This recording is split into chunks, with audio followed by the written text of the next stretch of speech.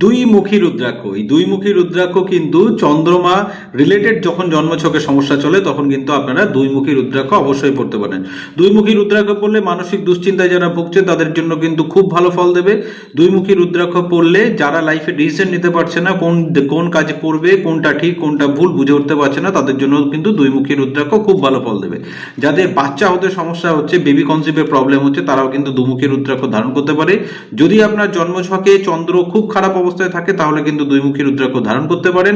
দুইমুখী রুদ্রাক্ষকে শিব পার্বতীর মিলিত রুদ্রাক্ষ বলা হয়, অর্ধনারীশ্বর বলা হয়। এই রুদ্রাক্ষ কিন্তু অনায়াসে আপনাকে ভালো ফল দেবে। যদি আপনার রাশি হয় কর্কট তাহলেও আপনি এই রুদ্রাক্ষ পড়তে পারেন। যদি আপনার রাশি মীন রাশি হয় তাহলেও কিন্তু এই রুদ্রাক্ষ পড়তে পারেন।